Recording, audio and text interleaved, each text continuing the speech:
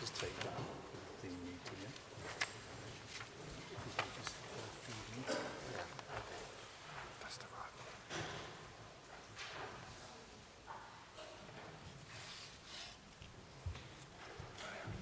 Carry on. Just leave this now.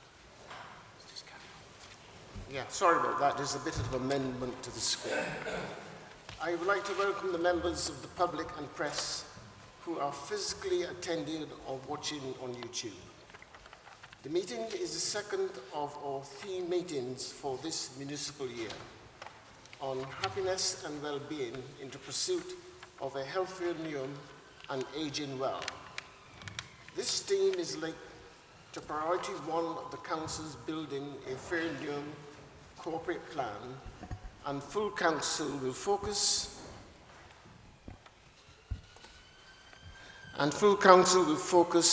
on exploring the currently available research and thinking on happiness and well-being measures, including the Council's work in establishing an outcomes-based performance framework. I would like to welcome the members of the public and press who are physically attending or watching on YouTube. The meeting is being filmed for broadcast on YouTube. The cameras are mainly focused on councillors and others making contributions. With regards to the meeting etiquette, at previous council meetings, unfortunately, we've had interruptions from the public gallery in attendance. I would like to take this opportunity to remind the public that to enable the council to conduct its business, if there are any interruptions at today's meeting, I will ask the individual or individuals to stop and give a warning. If this continues, I will give a second and final warning. Should the disruption continue, I will ask security to remove the person or group from the council chamber and will adjourn the meeting. Members of council, please can I ask that you indicate when you wish to speak by raising your physical hand. If you are invited to speak, please use the microphones to the lectern in the middle of the floor if one has been provided, or walk to the nearest microphone, stand on your left or right side, and to stand close to it when talking. Please do not move the microphone when speaking and do not approach the dais. Please can I ask members and officers to introduce themselves when speaking. I would like to ask that everyone turns their mobile phones to silent mode. We are not expecting a fire drill this evening, so if the alarm sounds, please remain calm and follow the instructions of the town hall staff. Members, please note, I have received notification of an emergency motion from Councillor Danny Keeling, for which I'm minded to accept. As the motion refers to myself, I will be withdrawing from the chair following item 3 to allow my deputy to chair this motion. I am now moving to item 1, apologies of absence. I have received apologies for absence for this meeting from Councillors Lewis Godfrey, Charlene McLean, and Cecilia Walsh. Are there any other apologies for absence from councillors to be recorded? Councillor Dowie. Did you hear that? Yeah. Okay. Any more? Thank you very much. No. Oh, sorry, Chief Whip. Councillor Makwana, Councillor Charters, Luke Charters, that is, and Councillor Caroline Corbyn and Councillor Terry Paul. Thank you.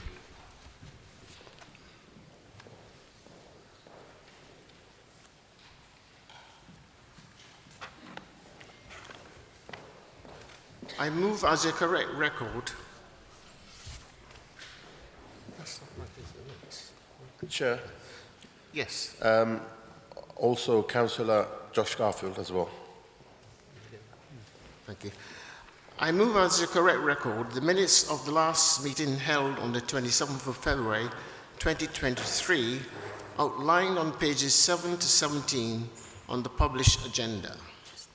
I can confirm. Does somebody have their hands up? Councillor Hudson? Sorry, Chair. I'm looking at page 17, item number 20, which is the apology.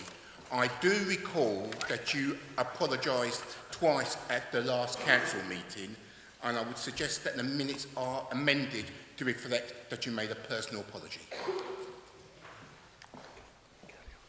Okay. I can confirm as Chair of Council that officers have received corrections to these minutes from the Green Party members, which I have accepted, and have agreed that these amendments will be recorded accordingly. These corrections relate to 1. Page 13, Clause 10, any urgent business. To record the Green Party's votes in favour of the amendment to the London City Airport adding extra weekend flights. And 2, page 17, Clause 15, apology to Councillor Danny Keeling to add. Following Councillor Higgins' request to adjourn the meeting, the Mayor recognised the hurt caused by misgendering of Councillor Danny Keeling and offered a formal apology on behalf of the Council. The Chair formally apologised and agreed to undertake training. Do I have a seconder, please? To the minutes. Thank you. Thank you. I take it. Is that all agreed? Thank you. I'm now moving to item 3, declarations of interest. Declarations of interest, page 19 on your agenda. Are there any members wishing to declare any disclosable pecuniary interests or any other interests that may have in any matter which is to be considered at this meeting?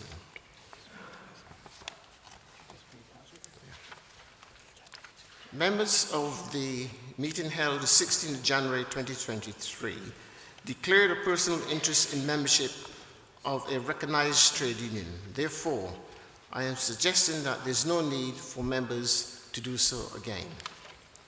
Any member not present at this meeting may wish to make a declaration now. Does anyone? Yes. I'm the member of 3 unions, RMT, TSSA, and GMB. Any other declarations to be made? Councillor Masters. I don't think I declared that I was a member of UNICEF, but if that's not all right. Thank you. Councillor Higgins. Thank you, Chair. It's not in relation to union membership, which I declared in January, but my partner, Joseph Hutton-Small, has asked a public question at this meeting, and I was advised that I should declare that he is indeed my partner. Thank you. Do you want to continue?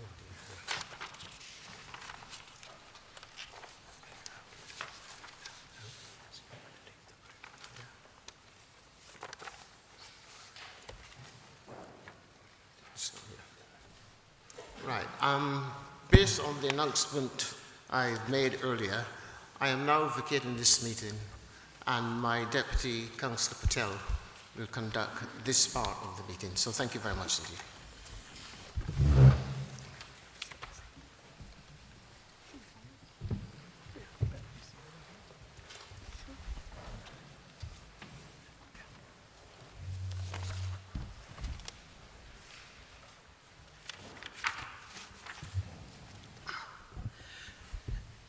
Good evening, everyone.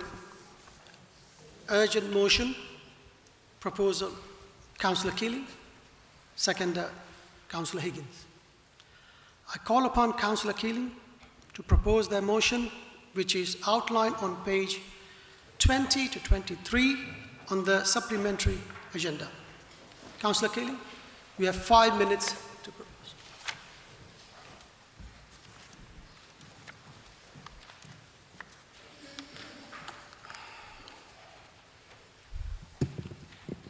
Good evening, Council. It is with great regret that I bring this motion after the last full Council. However, I hope you go to bed tonight and don't wake up tomorrow, was one of the tweets I received after the last full Council.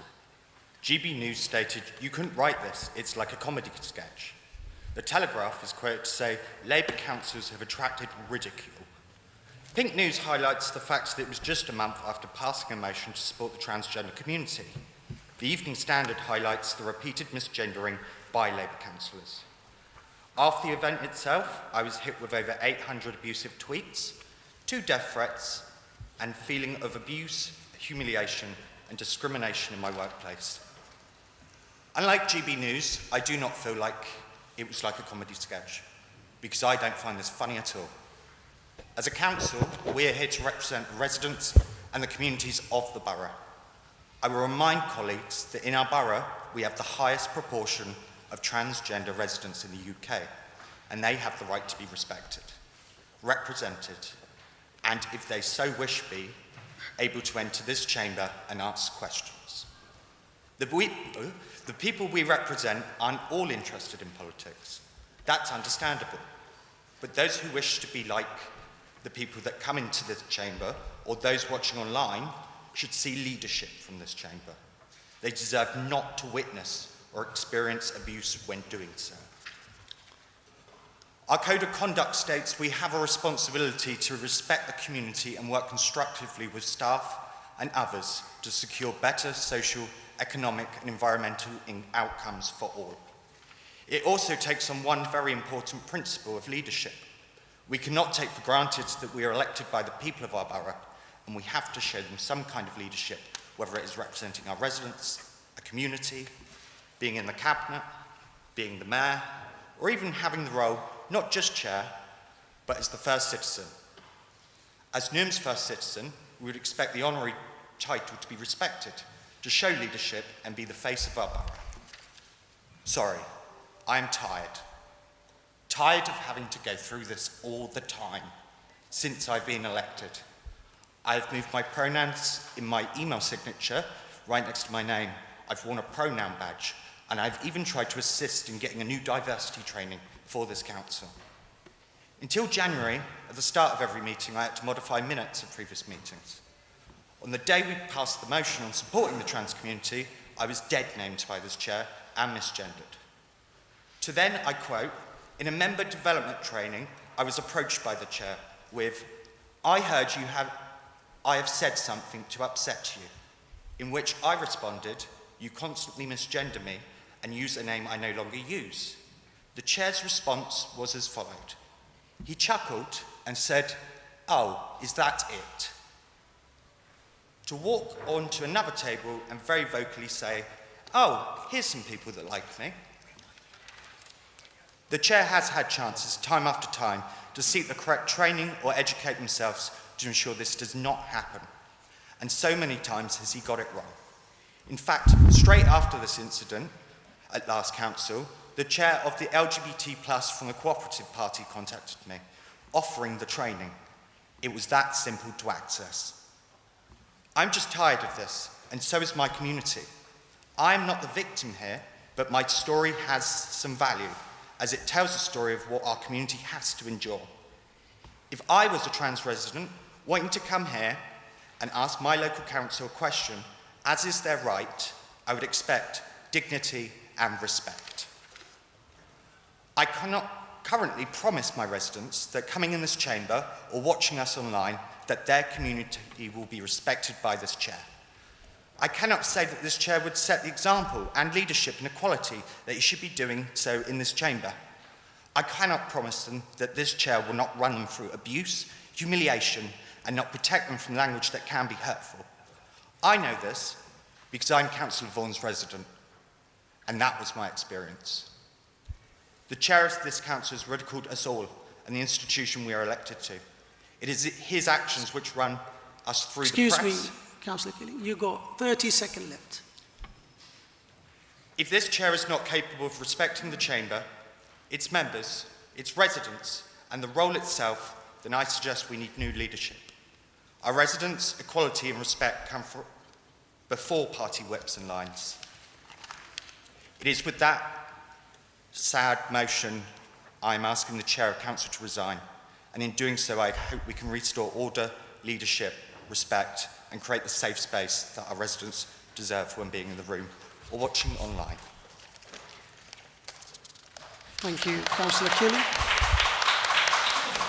Councillor Higgins, you seconding this motion and you have 3 minutes to speak.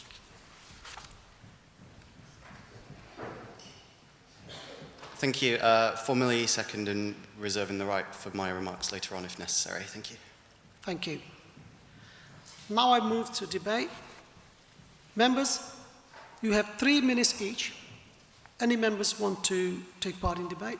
Councillor Lester, you've got 3 minutes to speak. Thank you, Chair. Councillor Lester Hudson, Ward End Ward. The motion's asking for the immediate resignation of the Chair. That's it, the immediate resignation of the Chair. The Chair's apologised. He really has apologised. He has taken training. I think the Chair's a fair Chair. Why do I know the Chair's a fair Chair? After the last meeting, I had various people come to me equally complain about the Chair because he kept to time. Except for Councillor Ali, which I thought was a bit unfair, but he kept the time. He's been a council member for 25 years and he has chaired various committees. At all those committees and other places, he has chaired meetings in a fair way. You may have noted that sometimes we have rather disruptive meetings.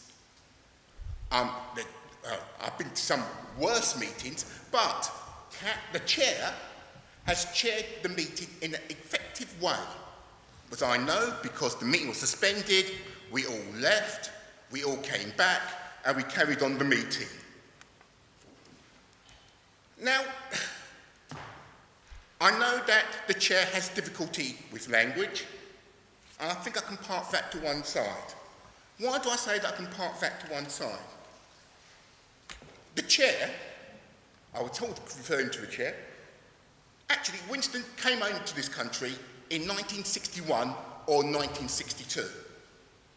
I can tell you, because my parents know, the response that sometimes people got in the 60s and the 70s. There were some parts of Newham that it wasn't safe for people to walk down the streets. And that was even for me in the 80s and the 90s. And it shows you the tremendous progress of the Labour Party in Newham, that people of colour and other people can walk the streets safely in all of Newham and not parts of Newham. So,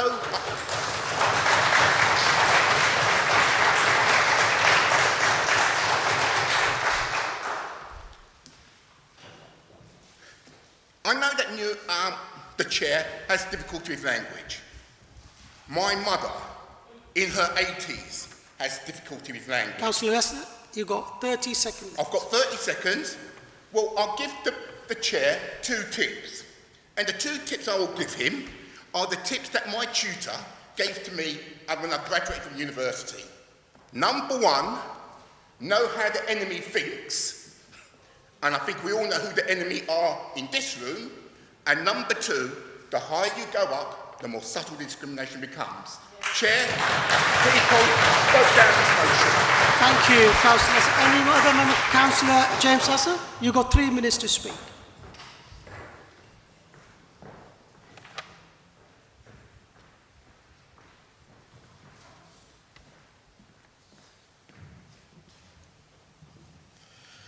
Thank you, Vice Chair. I'm not going to argue with the sentiments of the beliefs in this or the original reasons for it. Clearly, the last meeting was extremely difficult and extremely unpleasant, and clearly there have been a number of incidents and wordings that have caused distress and unhappiness, and the sentiment behind the motion that says everyone should feel safe and welcome and be able to do their job or sit in the public gallery is entirely correct.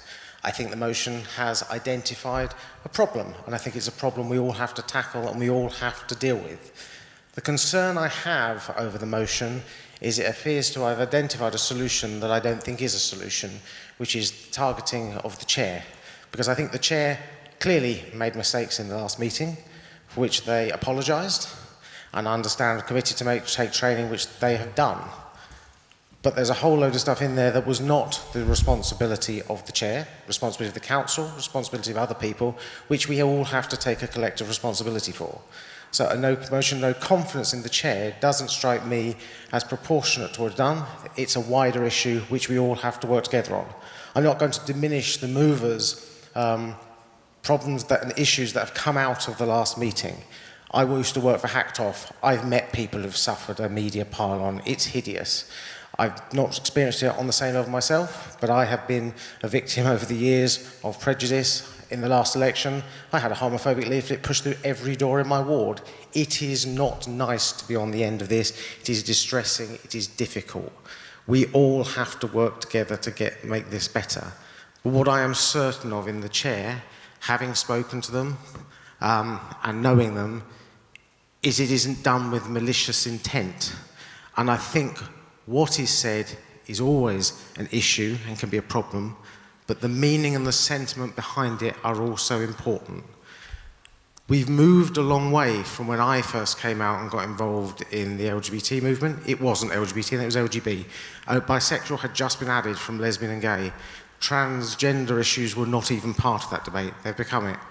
We have made a lot of progress. We have widened the community and we've moved to a position where we are able to be more tolerant and involve more people. But we have to work as a community to bring people with us and help them understand that. I think we've been bad at doing that, and I take my responsibility for that, not just at local level, but as a national level, as someone who's involved in national politics. I think there's a problem.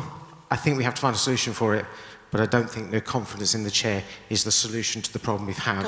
I don't think it will, I'm summing up, don't worry, I don't think it will solve the problem, but I think it's in danger of looking like scapegoating a councillor for a mistake for which they have apologised, rather than finding us an ultimate solution. Thank you, Councillor.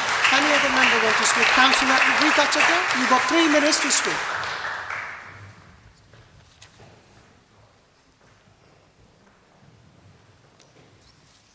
Thank you, Chair. I didn't expect to find myself speaking about this evening. As you can see, I've got another motion on the agenda.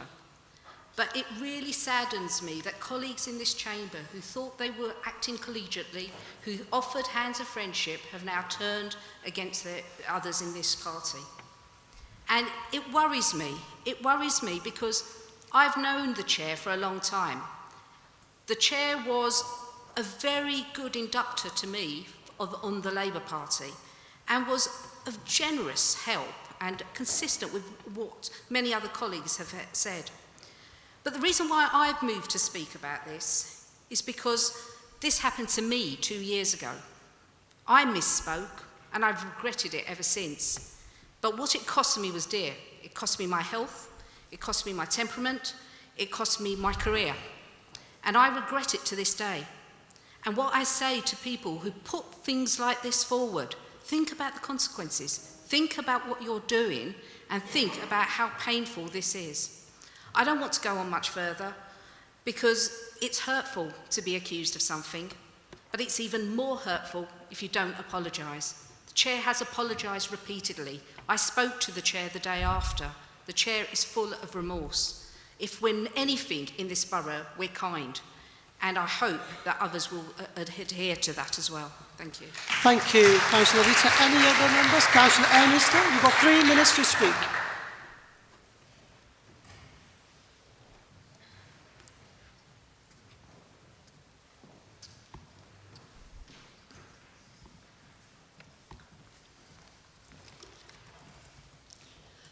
Chair, I am proud and determined to refute this motion.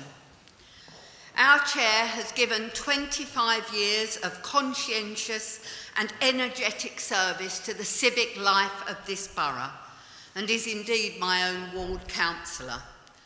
I am confident that, supported by our officers, our chair is more than capable of continuing to guide this council. I have sympathy with those who seek places of safety. It's a natural human longing.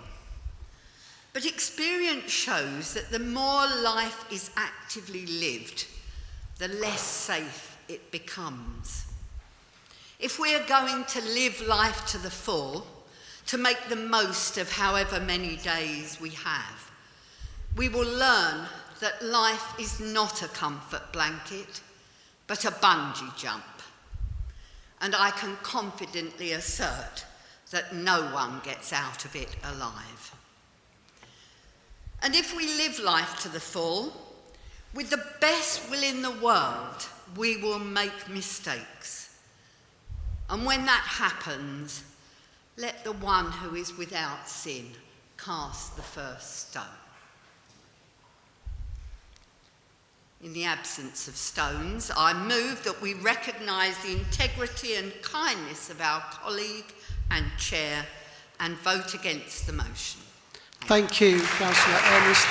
Any other members? Councillor Steve Brayshaw, you've got 3 minutes to speak.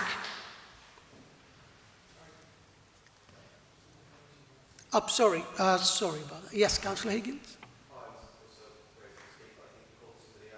Yeah, I've called Councillor Steve Brayshaw to speak. Are you okay with that? Yeah, okay. Thank you.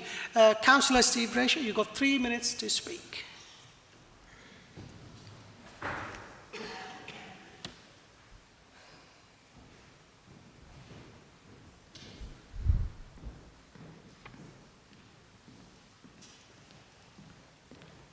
Thank you, Chair.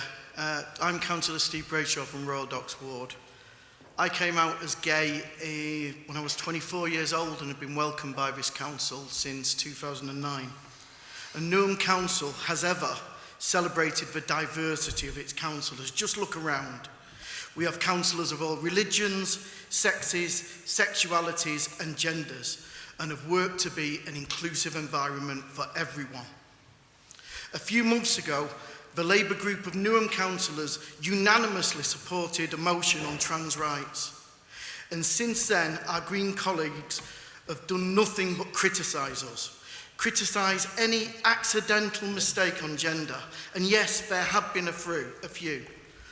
But rather than helping people understand and change terminologies that they've lived with for their lifetimes, they are written off as transphobic. Well, no. I urge the opposition to look around the chamber.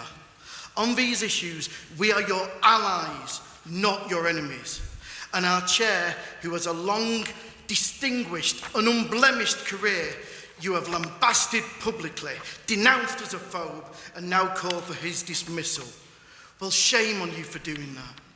Shame on you for using mistakes of the innocent as political advantage. Shame on you for making people who are your allies look like enemies when all they've done is try. Yes, their mistakes have been upsetting for councillors. However, intent matters. And anyone listening knows there was zero malicious intent. However, the comments made about our chair online to the press and some of the comments that I expect tonight are not accidental, nor are they innocent. It is intentionally upsetting, and for that, I hope when you have time to reflect, you feel that you should have been more kind. Our octogenarian chair of council has been supporting the rights of the disaffected since before most of us were born, and to have his name smeared by your intentional mischaracterizations goes beyond party politics and damages the very allies you purport to encourage. What happened to that message of be kind? It feels pretty one-sided today. Thank you, Councillor Steve Brayshaw. Any other members want to speak? Yes, any other members want to speak before I invite Councillor Higgins to use his? Okay, thank you. Councillor Higgins, you've got 3 minutes to speak.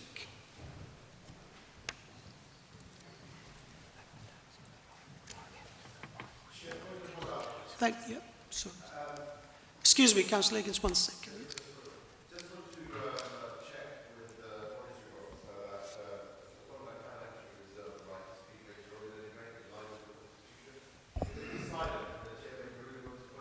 Okay. That's right. They can reserve the right to speak. Thank you. Councillor Higgins, you've got still 3 minutes to speak. Thank you, Chair. I've known Councillor Danny Keeling for more years than I can count, and I think I might have been one of the first people they came out to as non-binary. I remember that conversation very, very well. They were also one of the first people in my life to come out to me as non-binary.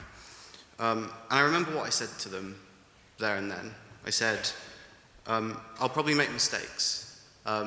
Please call me up on it when I do. But I will do everything I can, everything in my power, to respect you and to respect your identity. And I think I've done that since, and that's what I'm doing in seconding this motion today. Some of the contributions in this debate so far have been frustrating because the motion isn't personal. It's not about dragging anybody's reputation through the mud. It's not about attacking anyone. Some of what's been said about what the motion says isn't true. And in fact, if we could have done this behind the scenes, that would have been better, and it was tried. What this motion is saying is that we don't feel, or Councillor Keeling doesn't feel safe in this space, and that they don't feel that the chair is making this a safe space for them, and not just for them, but for trans members of our community, possibly trans officers, and maybe trans and non-binary councillors in this room who don't yet feel comfortable expressing their identity. It's a vital responsibility of the chair of this council to make it a safe space. This is not the first council meeting after our election. This isn't the second, it's not the third. There have been plenty of opportunities in the past to learn. There have been plenty of apologies in the past. This isn't about one individual member not getting it right. All of us in this room will get it wrong sometimes. The chair is in a different position than most of us. It's the chair's job to help all of us to get it right. And that isn't happening at this moment. It's not just about the chair misgendering or dead-naming a councillor from the dais. It's about the chair not intervening when one of us gets it wrong. It's about the chair not providing that leadership.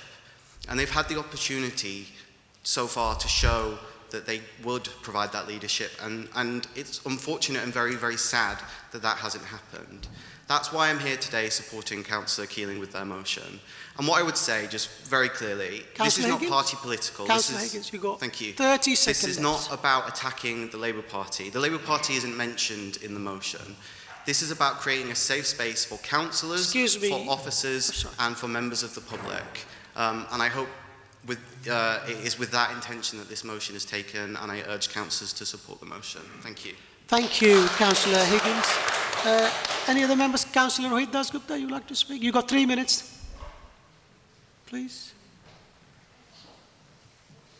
Thank you very much, Chair. I'm not going to repeat some of the things that my colleagues have already said.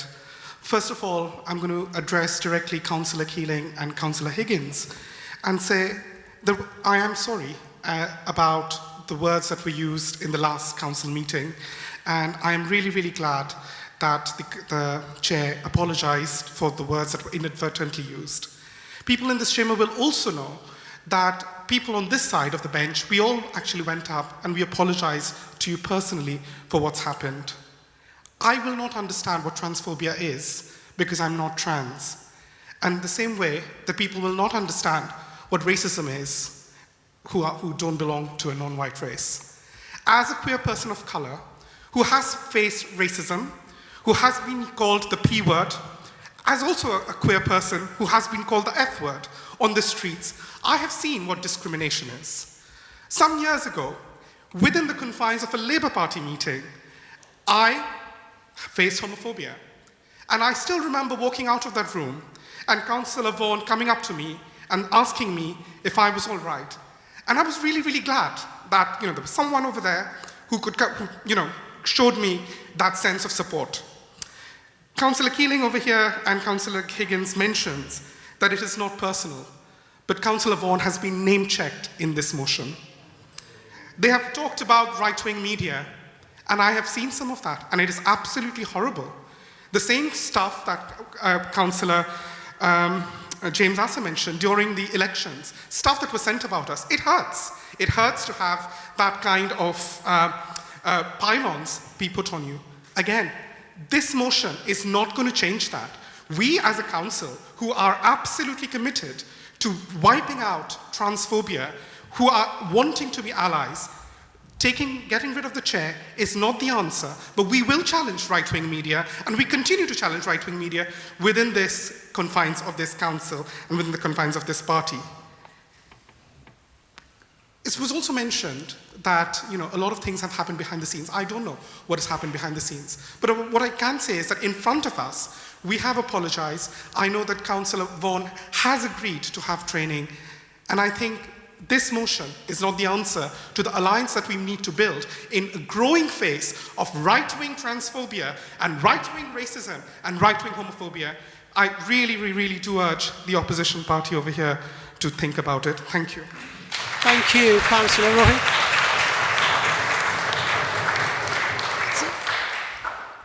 Right, so if no other members want to speak, Councillor Keeling, you got right to last reply. Do you wish to say anything further? You've got 3 minutes. No? Thank you, Councillor Keeling. So now we move to vote. All in favour, please raise your hands.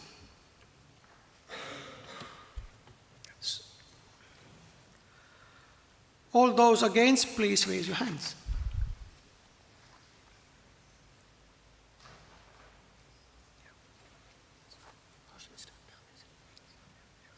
Thank you, members. So, Councillor Keeling, the motion has been turned down by the majority of the members. Thank you very much, everyone.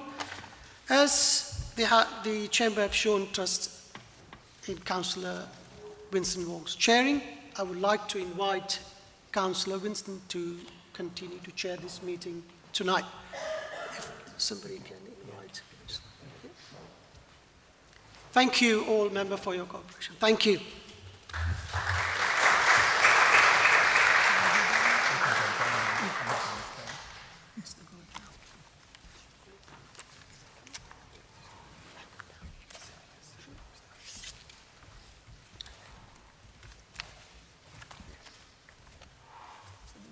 Enjoy the meeting. Thank you.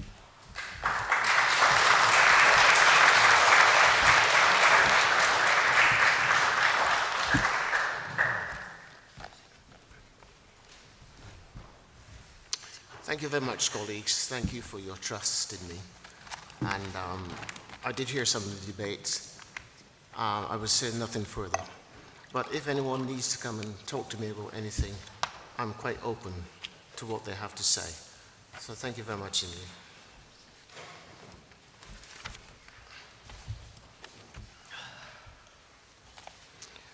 Now moving to item number 4, Newham Partners update. For our partners update this evening, I'm pleased to welcome Joshua Artus from Centric Labs, who is joining us via Zoom.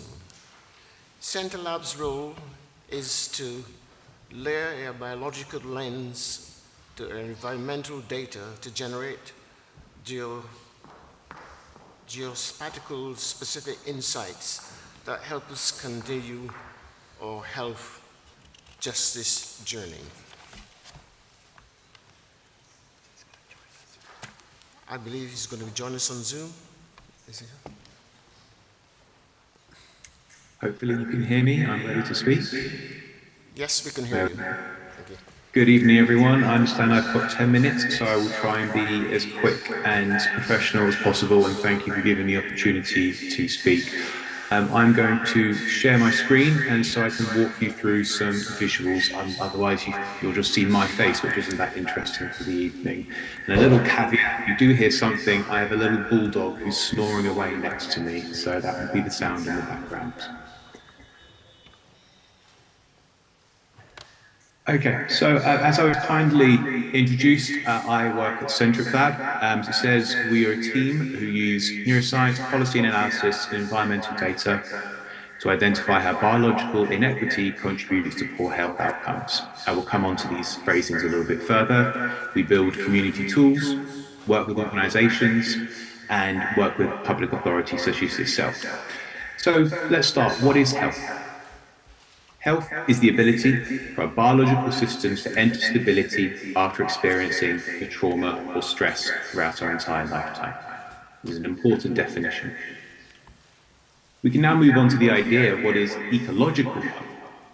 And it understands that health is not static and restrained just to the body, but is the result of a constant and dynamic interaction between the person and the environment, the living, i.e. the natural world, the built, the homes, the streets, the buildings that we create, and the social capital that we build.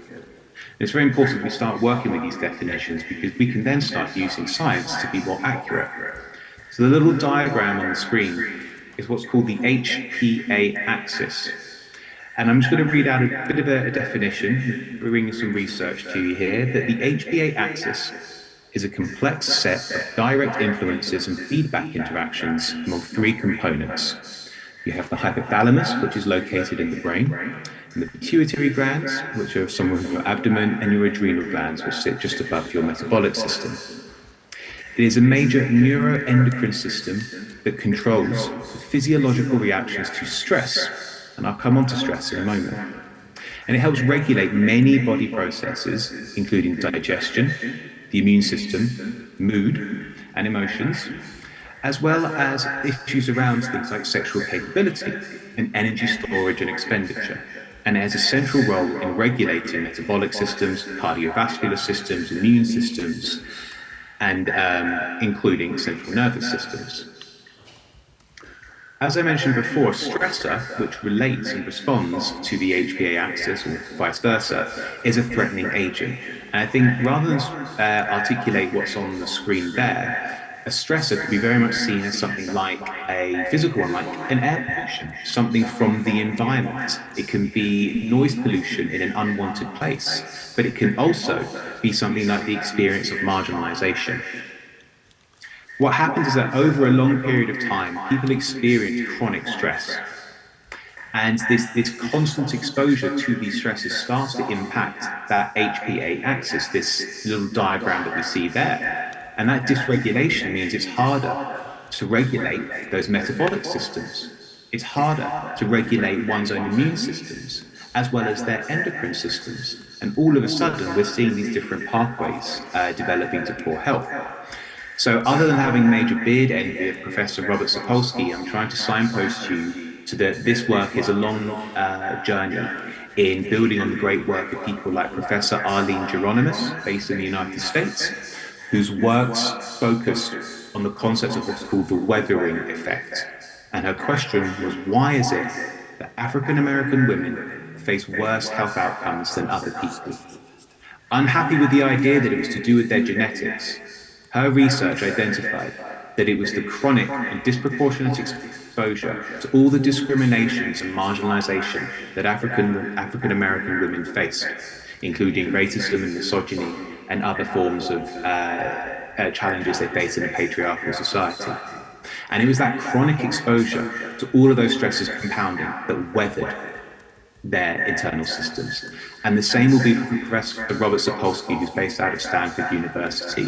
And I would recommend everyone to have a listen to his podcast that he did with Vox Media. There's a little short link there, I can provide this afterwards, who talks about the intersection of poverty, stress, and even the concept of whether we have free will because of that experience.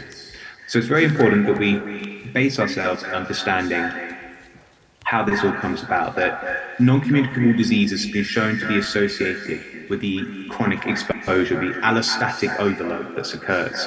And it happens around cardiovascular disease, type 2 diabetes, musculoskeletal diseases and issues, as well as things related to depression and anxiety. And so the HPA axis is the biological bridge to life in the built environment. And what I'm showing you here is a framework that we use throughout a lot of our work that's been developed with a number of different scientists and our partners at different universities, which is a urban determinants of health framework. And as you can see, we have political and commercial decision-making in 8 taxonomies, and how really the output of those are what we experience.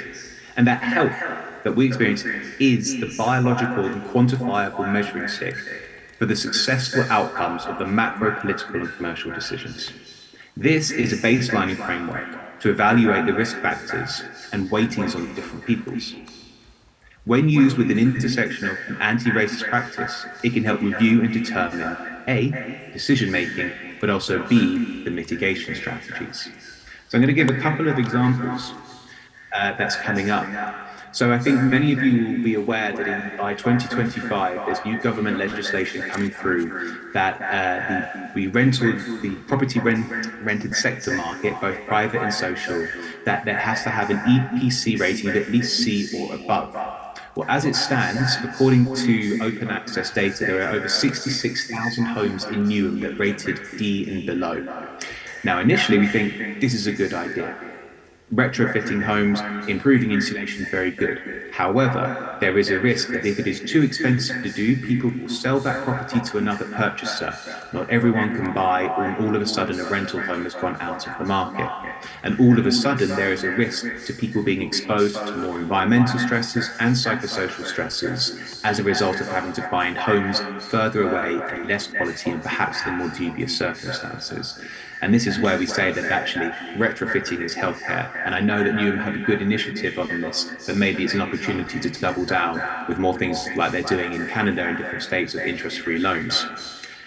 The second one I'm going to introduce is the idea of biological inequity, which is a term our lab has designed and developed, which talks about the chronic and disproportionate exposure to environmental and psychosocial stresses. I'm going to borrow a terminology from the United States, which is called sacrifice zones. And we're actually working with a community in Southall in West London who are experiencing life living in a sacrifice zone, surrounded by at least 7, in a very small pocket, 7 large sources of air pollution. And so when we talk about political and commercial decision making, we're seeing through the decisions of the economy and land use, people being exposed to increased levels of environmental and psychosocial stresses. We are in fact working with them with a grant from the Young Foundation to redesign the health impact assessment, which in my experience is one of the greatest opportunities that a local authority can redesign to have a big impact on those who are making changes to the cities and the places that we are living. And this is why we say that urban planning is healthcare. And the last I'm going to introduce is around representation and narratives. And I think the phrasing is, healthcare is for hospitals, but healing is found in communities. But healing is also bidirectional, and it's part of a dialogue. It has to work in 2 ways. But unfortunately, there are many people who are excluded from the healthcare system. In particular, we find that a bigger challenge for people who are disabled, as well as those who are trans and non-binary. There are less than 3% people registered as disabled who provide healthcare services through the institutionalised system, less than 1% who identify as trans and non-binary. As a result, their health is treated in a very linear and binary format, whereas their lives are more diverse, and we need those representations. But the great thing is, in Newham, as we have done a lot of research into this, there is a plethora of amazing community-led groups who are able to, well, who need to be referred to by these healthcare systems so that they can have the healing in the community and have the support more structurally given to them. And so this is why we say that decolonising is healthcare, because many modes of what we understand to be man and woman and gender are based in centuries-old traditions that in many cases were illegitimate, and there are better ways to provide health and care to people in our society. So as I come to wrap up, I can say that from that framework, it is possible to start actually quantifying those beginning inputs. And this is a snapshot of the South England from a tool that we've developed and worked with different partners. So we can start bringing mathematical and geospatial measurements to areas and start underpinning decision making. And so, in summary, improvements in public health needn't cost the world. It's about the internal framings and collaboration between the different departments. I had the pleasure of interviewing one of your colleagues, Mr. Jason Strelitz, who is the Director of Public Health, and he's a fantastic man. And I would argue that it's actually enabling their departments to have more communication, say, with people in the environmental agencies and departments, as well as the urban planning. And you will see, without really having to spend that much money, you can have dramatic health improvements. And the solutions are already there. It's about putting them together. So I hope I've kept to my 10 minutes, and I hope that's been an interesting journey into looking at health and how we don't need to reinvent the world, we just need to talk better with each other. And if anyone has any further questions, there are my personal details. And I'm also open to Q&A, which I can stop sharing my screen in a moment. Thank you very much, Josh Artis. Thank you. I'm now moving to item 5, announcements by the Chair. Nelson Primary School, on behalf of the Council, I offer our congratulations to staff and students.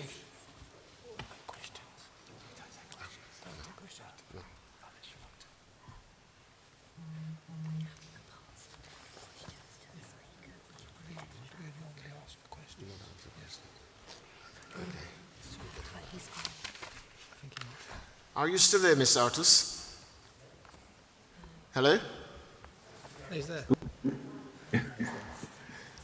There's a request for questions. We don't normally do this at this time, but there is a special request. So let me put it to members, okay? Just 1 minute, please. Who wants to ask a question?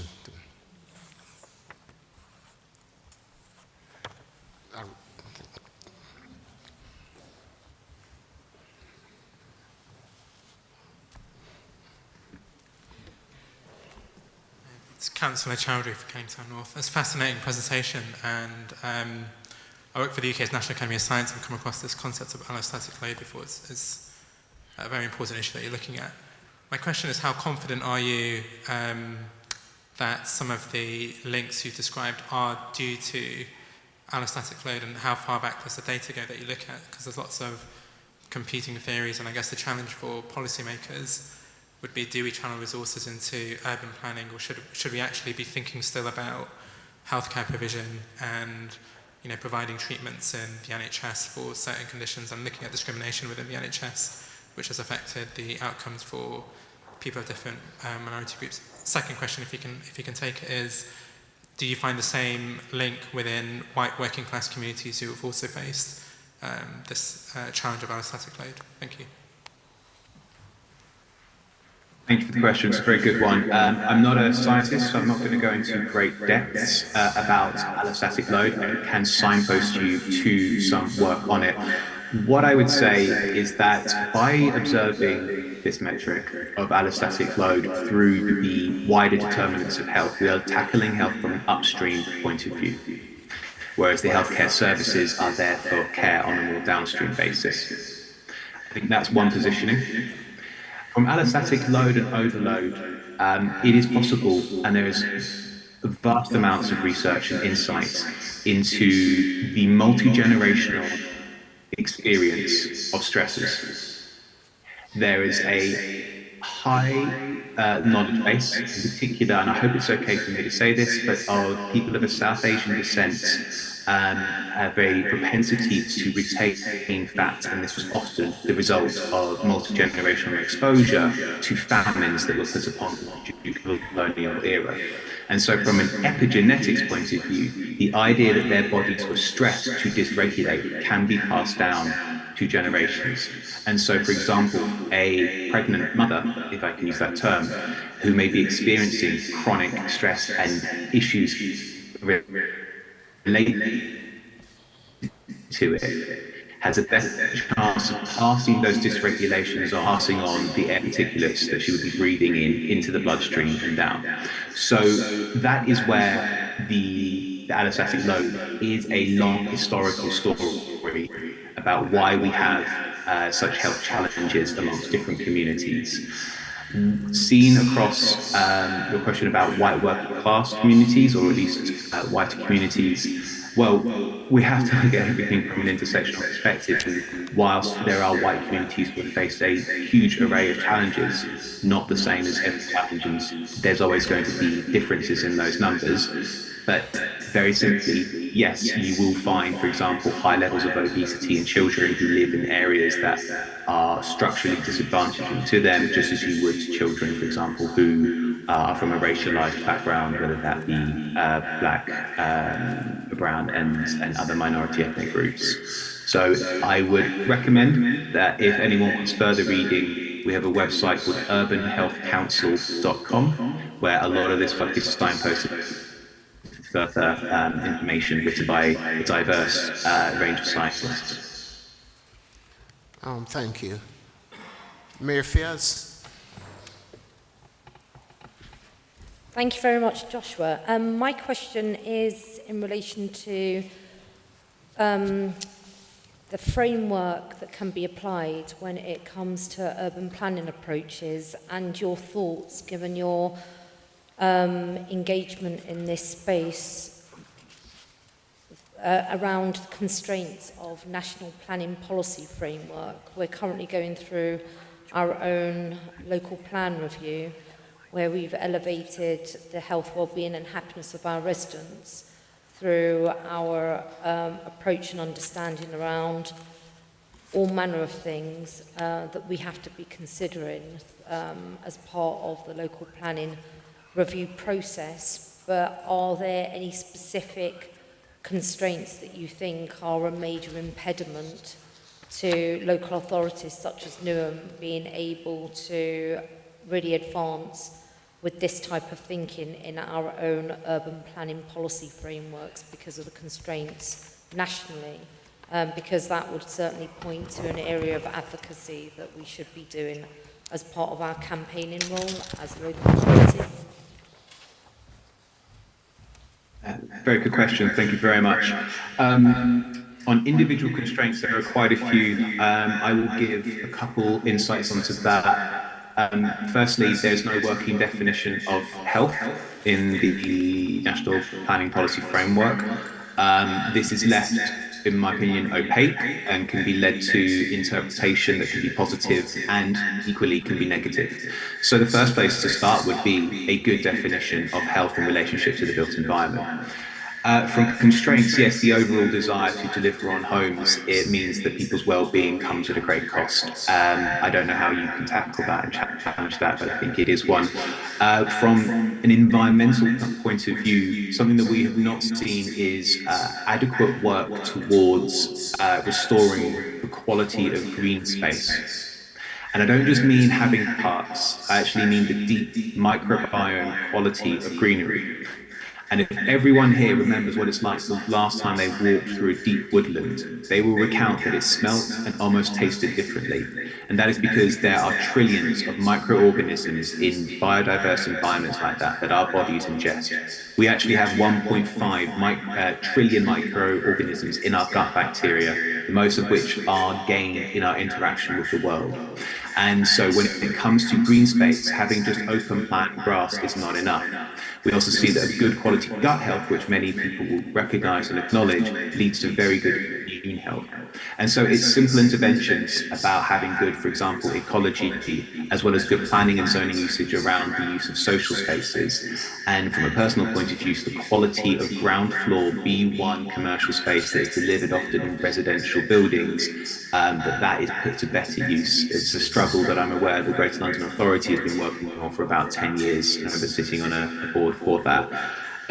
If there are any particular constraints that you want to discuss, I am more than open, but I hope that gives some form of an answer to your question. And if I haven't answered it properly on constraints, please let me know. I'll take just one more. Councillor Doyle. Thank you. And this is the last questionnaire on this topic.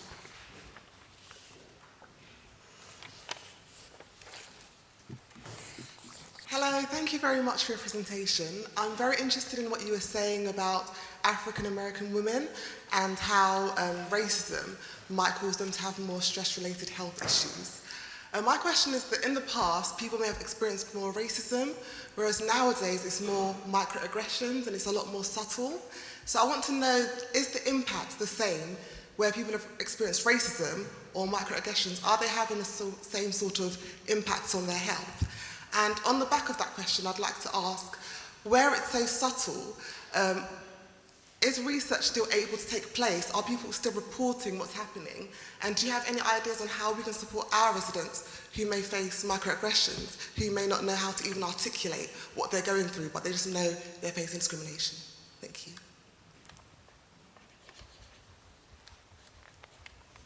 Another great question. I will do my best to answer it appropriately from my position.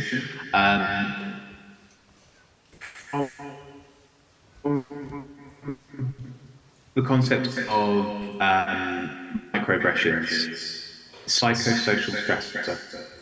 A psychosocial stressor is the experience of being exposed to a stressor that you cannot escape from. Included in this, for example, may be housing insecurity, that if you have the inability to find a new home, you are going to experience that, you are unable to escape from it. And therefore, from a perception point of view, the experience of continual microaggressions is still an experience of racism. It is still the continual exposure to these factors that build up. Some people may be able to overcome them or find balances within them, but regardless, the baseline is that it is still a weighting put upon someone. So I think that's a way to, to frame that, if that's the right way for me to say it. From a signposting point of view, which is what you're saying, what can we do to help people? I would defer to the array of organisations who are already working in community and non-profit spaces. I would personally signpost. I'm not aware of them working in Newham, but they're doing fantastic work next door in Tower Hamlets. An organisation called Coffee Free. They create culturally competent community safe spaces. It is run by a fantastic man called Abdi Rahim Hassan, who has focused his spaces in particular for communities who have originally come from Somaliland and Somalia.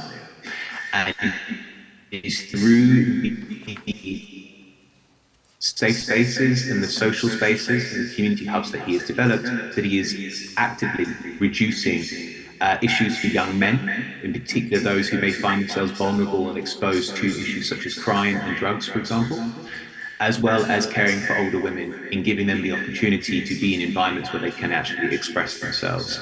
So I would argue that there is a plethora of great people who are on your doorstep, and it's understanding how to bring them into either direct referral programs from healthcare services or providing greater signposting from within the organisation to people on the ground, as I said before, healing starts in the community.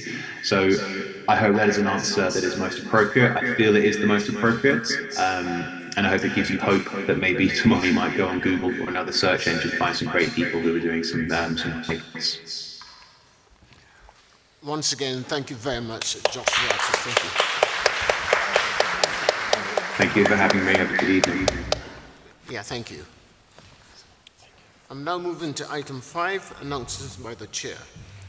Nelson Primary School, on behalf of the council, I offer our congratulations to the staff and students of Nelson Primary School, who last week were recognized on the national stage, awarded winners of the Outstanding School Music Department Award at the recent Music and Drama Education Awards. Religious celebrations. This month saw a number of religious festivals celebrated in our community. Holi, on the 8th of March, also known as the Festival of Colors, Love or Spring, is one of the most popular and significant festivals in Hinduism. It celebrates the eternal and divine love of the god Radha and Krishna. St. Patrick's Day on the 17th of March. And later this month, Ramadan, the 22nd of March, the start of the most significant month for Muslims, making a period of daily fasting. On public engagements, I would like to inform Council that I attended the following public engagements in my role as First Citizen. On the 4th of March, attended World Cancer Awareness Evening in Enfield, which is a Macmillan Trust, and Councillor Gouda also attended that function as well. On the 9th of March, a river trip to the Royal Navy patrol ship, along with Councillor Furthus and the Civic Mayor from East London Boroughs. And on the 15th of March, I attended the Robert and Company Accountants, which is a new business on Green Street.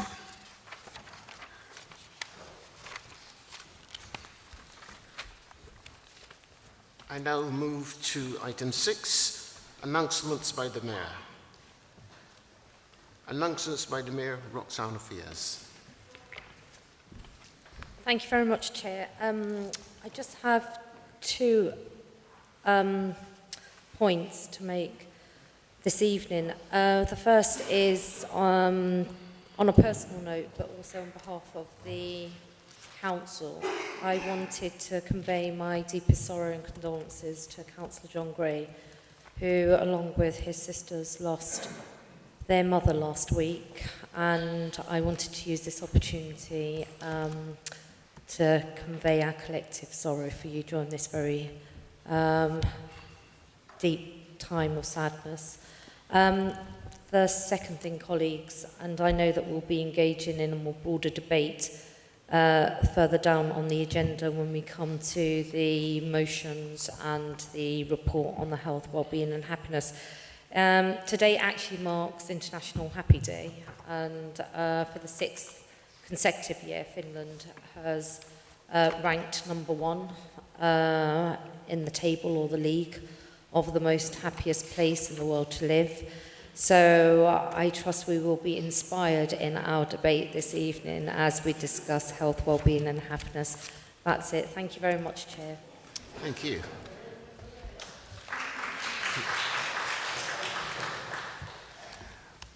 I'm now moving to item number 7, announcements by the Interim Chief Executive. I understand that the Interim Chief Executive has no announcements this evening.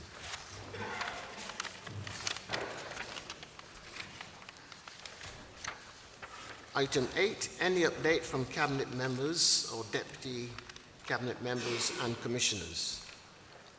Updates from Cabinet members, Deputy Cabinet members or Commission. Any member of the Cabinet, Deputy Cabinet member or Commissioner who wishes to update Council will be allowed to speak. There shall be no debate or questions allowed. Does any member of the Cabinet, Deputy Cabinet member or Commissioner wish to speak? You'll be allowed to speak for up to 3 minutes. Do we have anyone intended to speak? Not this evening. Not at the moment. Okay. Thank you very much indeed. I'm now moving to item 9, deputations. I can confirm the Chamber that there have been no requests made to the Chief Executive for staging of a deputation under Rule 28 of Part 4.1 of the Constitution. So I'll move on to the next item. Item 10, petitions. Are there any petitions by any member? No? Thank you very much. Moving to item 11, members' question. I'm now moving to item 11, members' question under Rule 26 of Part 4.1 of the Constitution. I can confirm the Chamber that there have been 9 questions received and accepted by the Interim Chief Executive. The questions with the published responses can be seen from pages 6 to 18 on the supplementary agenda order paper published earlier today. Can I remind you that in accordance with 26.7 of the Council's rules, there will be a time limit of 40 minutes on members' questions. There are 2 questions each from Councillors John Morris and Councillor Nate Higgins, with single questions from Councillors Alan Griffith, Joy Luguda, Councillor Rahima Rahman, Councillor Steve Brayshaw, and Councillor Danny Keeling. To assist the Council in this process, we will introduce the following procedure in accordance with the Council's constitution. Each member to ask their question or to confirm as published, the appropriate member but can request as published. This is to allow the Council to progress the agenda on this occasion. Under Council Procedure Rule 26.5, any supplementary question asked must arise directly out of the questions or reply, and members must phrase those questions appropriately and not seek to make a statement. Should members fail to heed this requirement, I will intervene to stop them. There will be a time limit of 40 minutes on members' questions with no extension of time, and questions not dealt with in this time will be dealt with by written response.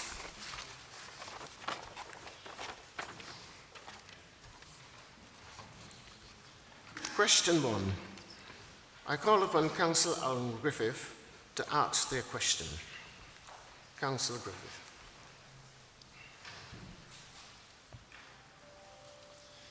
Yes, thank you, Chair. Councillor Alan Griffiths, Canning Town, South Ward. Cabinet in June 2022, a supported accommodation strategy was passed. What progress has been made on the agreed supported accommodation strategy for our elderly residents, which nearly include me now, to ensure that they are being supported to age well and supporting vulnerable single and homeless adults?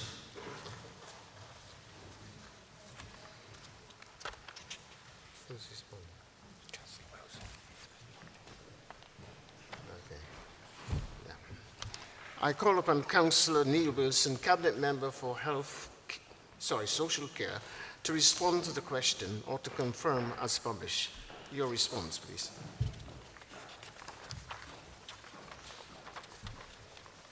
I thank Councillor Alan Griffiths for his question, and just want to add, as the published responses, an additional point of information under the penultimate paragraph that commences additionally a detailed strategic mental health, learning disabilities and autism needs and gap analysis. I want to make it very clear that our officers, together with our elected members, are very conscious of the fact that we need to actually make certain that in the discussion around learning disabilities and autism, there is also a real recognition of neurodiversity as a very important development within our understanding of the condition. Of conditions, plural, that so often are convoluted. So I just wanted to make that clarification. But if Councillor Griffiths has any supplementaries, I will supplementary. I think he's only allowed one. I'm willing to take that, Chair. Thank you. Do you have a supplementary, Councillor Griffith? Thank you very much indeed. Thank you.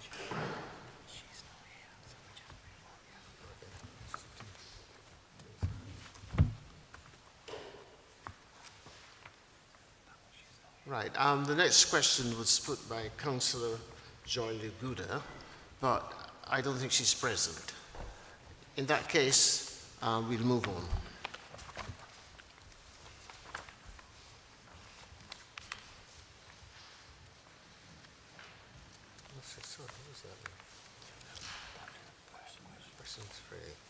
Okay, question 3. I call upon Councillor John Morris to ask their first question.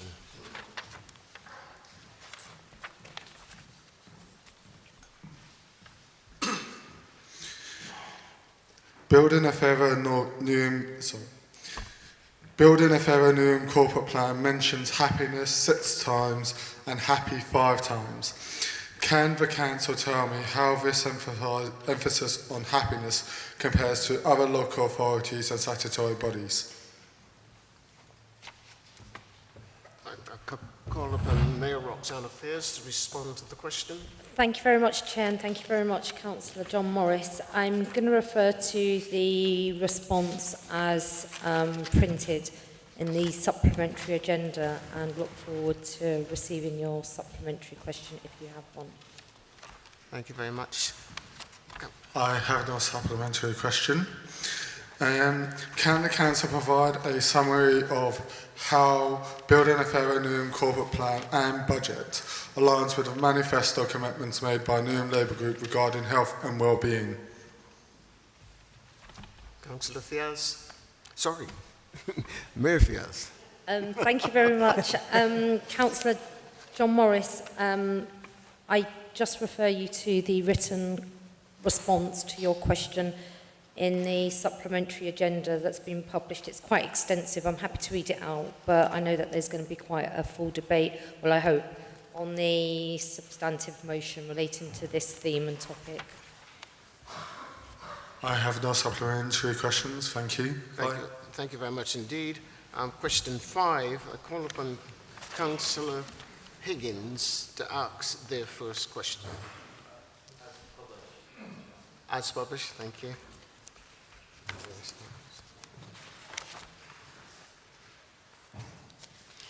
Call upon Mayor Fiaz to respond to the question.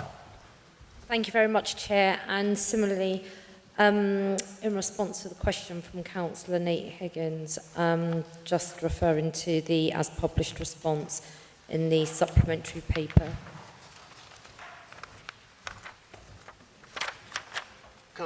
Oh, you're there. Do you have a supplementary? I do, Chair.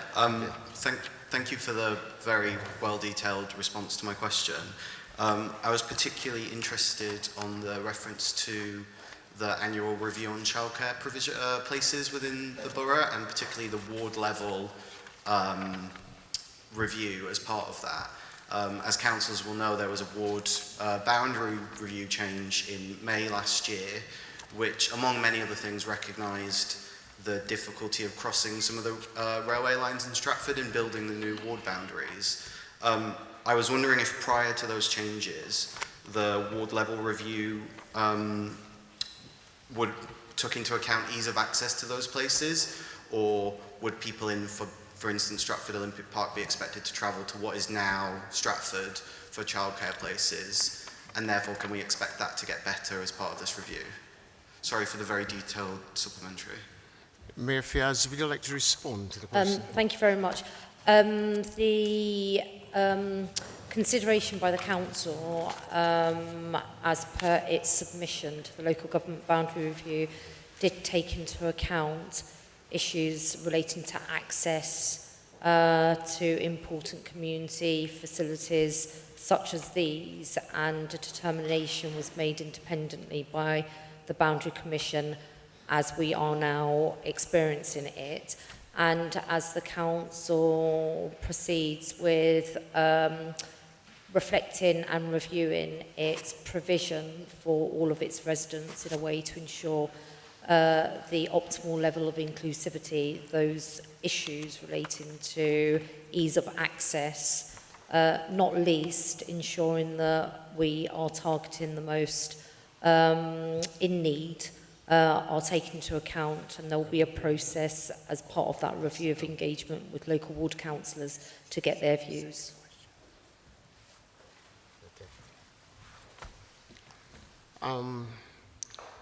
Question 6. I call upon Councillor Higgins to ask their second question. As published, Chair, and there is no supplementary question for this question. Okay. Thank you. Thank you very much indeed. I call upon Councillor Neil Wilson, Cabinet Member for Health and Social Care, to respond to the question. Yes, thank you. Excuse me. Thank you, Councillor Higgins. That's a very important topic, and I do hope we reach that point in the agenda where the majority group are trying to make certain that we progress the whole issue of public toilet provision and the facilities, rather, not necessarily public toilets, but community toilets, and indeed build on the existing provision we have in terms of community-based facilities. But I welcome this start of a debate which I'm sure we can have in this chamber when that strategy is fully developed. Thank you. Thank you. Councillor Higgins does not have a supplementary, so we move on to question number 7.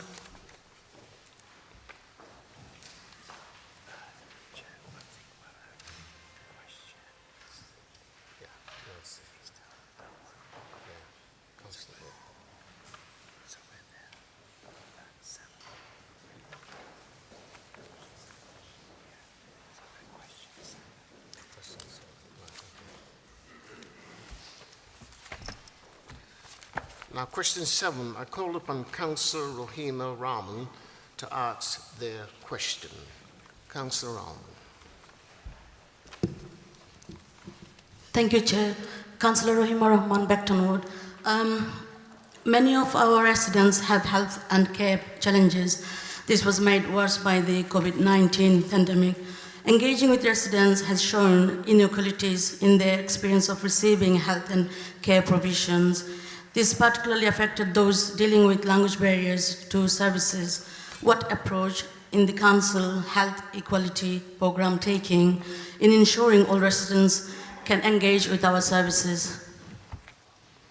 Thank you. I call upon Councillor Neil Wilson, Cabinet Member for Health and Social Care, to respond to the question.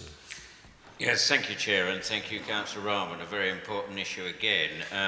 The written response does highlight both at system level, in other words, working with now an integrated care system that covers all the boroughs in the northeast quadrant of London, but at local level, at place, that is the borough level, a primary care group where we're working with GP practices and the primary care networks and the Newham Health Collaborative to share widely, especially the learning of effective approaches, which rightly, as the questioner has said, were highlighted by the disproportionate effects of the COVID pandemic.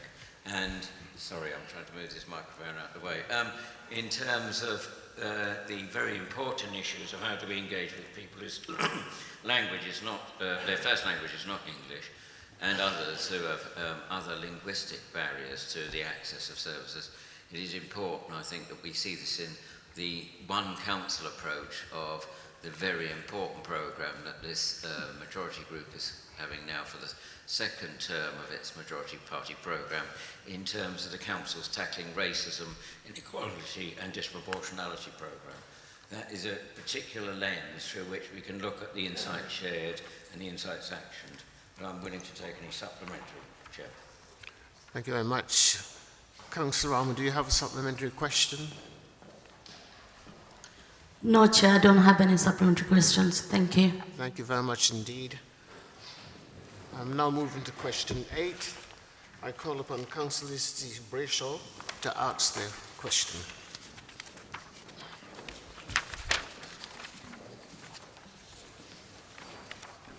Thank you, Chair. London City Airport has been detrimental to the health and well-being of Newham's residents, and particularly for those living in the Royal Docks. Last month, we passed a motion signalling our opposition to extending any weekend flight windows. Can the Council confirm that London City Airport used a 24-hour respite in previous planning application consultations to demonstrate being good neighbours? I call upon Mayor Roxana Fears to respond to the question. Thank you very much, Chair, and thank you, Councillor Steve Brayshaw, for the question. As per the published response, I just wanted to state for public record the following. London City Airport opened in 1986, having secured permission in an earlier planning application to operate. In 1987, there was a revised application for amendments to the original permission, and as part of the planning process, a package of mitigation measures were proposed by London City Airport. These fell into 4 broad categories: engineering, layout, planning conditions, i.e. section 106, and insulation. In addition to the noise insulation scheme, there were caps on hourly, daily, weekend, bank holiday, no night flights, and a 24-hour weekend closure. Thank you. Councillor Brayshaw, do you have a supplementary question? I do, Chair. Thank you for that response, Mayor. Can the Mayor confirm that the opposition missed the original deadline for comments on the airport expansion by approximately 10 days, only it seems being prompted into action by this Labour Group's motion? And if residents want a quieter, more environmentally friendly and in keeping with the theme A Happy Newham, they should be reminded that this is a party that looks out for our residents on green issues. Mayor.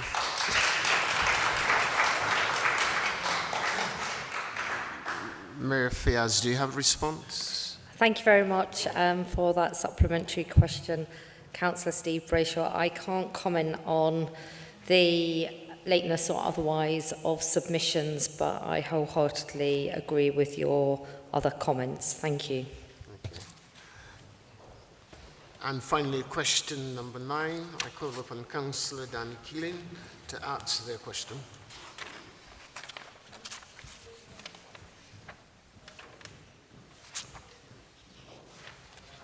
As tabled. Thank you very much.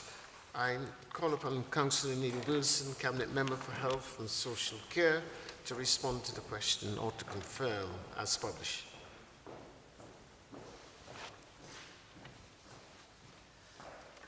Thank you very much for the question, and I have the published response, but I'm willing to take any supplementary. Thank you very much.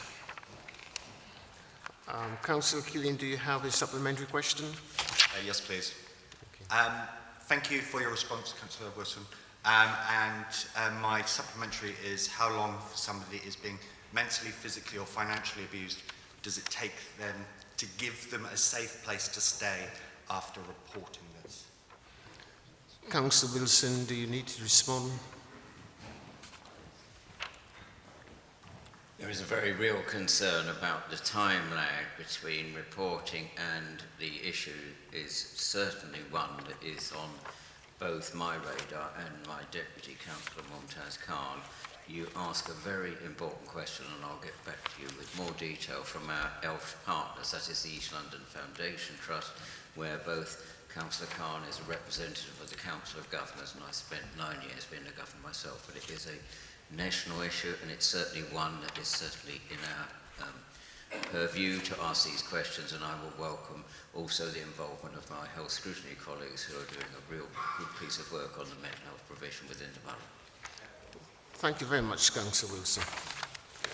I am now moving to item 12, questions by the public. Questions by the public. There are 2 questions from members of the public accepted under Rule 29 of 4.1 of the Constitution.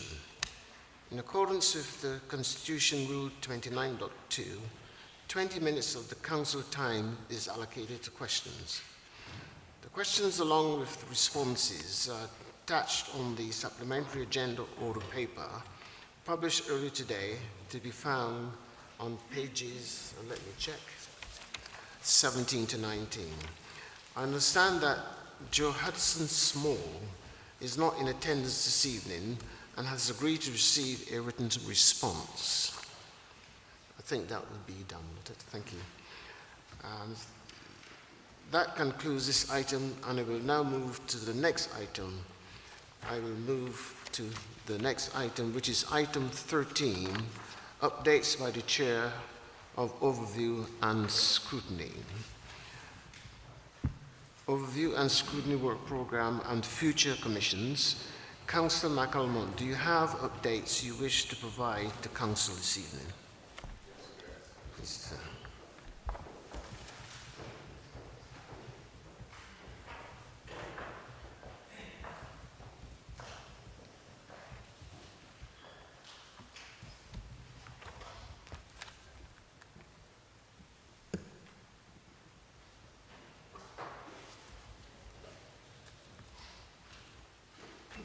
Chair, Madam Mayor and fellow members, I'm pleased to share with you a summary of some of the work of the Overview and Scrutiny Committee.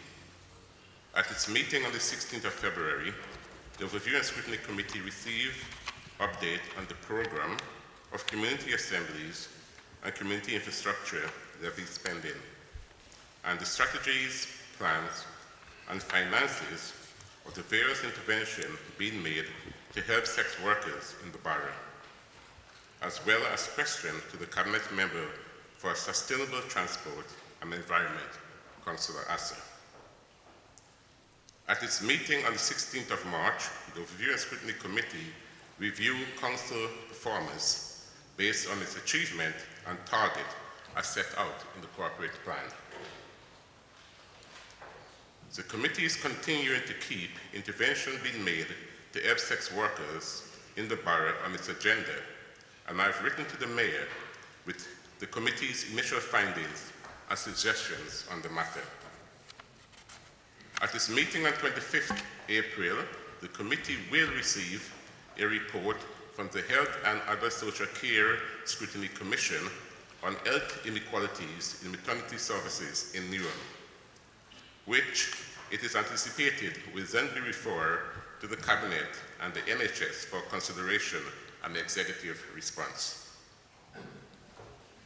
The Health and Social Care Scrutiny Commission met on the 14th of March to consider updates on ongoing health and social care matters in the borough, such as 1, COVID, 2, waiting lists for outpatient appointment, 3, development of the new integrated care system, 4, attempts to remedy chronic shortfall of access to NHS dentists in Newham. The Commission also agreed its own report and recommendation on health inequalities and maternity services in Newham. The Education, Children and Young People Scrutiny Commission met on the 26th of January to consider the issue of children not in mainstream education. The Commission also considered child and adolescents' mental health and well-being provision in Newham. The Commission continued to monitor the ongoing improvement of the SEND service following the Ofsted and CQC service inspection in spring 2022. It also discussed the impact of the service restructure of Brighter Future on providing services and how they will be delivered. Finally, it was updated on the status of educational achievement in the borough. At its next meeting on 5th April, the Commission will review children in temporary accommodation. The next meeting of Crime and Antisocial Behavior is scheduled for the 23rd of this month. At this meeting, the Commission will progress on hate crime and have an in-depth review of enforcement. At its next meeting on the 27th of April, the Commission will consider road safety and road offences, including the laws related to enforcement of highway codes, as well as receiving executive response to the state of the borough scrutiny report. The next meeting of Regeneration, Housing and Environment Commission is scheduled to meet on the 19th of April and is scheduled to consider the borough housing, repair and maintenance services and its target and performance and the long-term aim of the service. And last but not least, it will consider environment quality and green spaces in the borough to understand future plans for green spaces. Scrutiny members, developments training session was held on 15th of March to You have 30 seconds, Councillor. Of evidence and research in scrutiny, including different kinds of evidence and the standards of evidence. Thank you, Chair. Thank you very much indeed.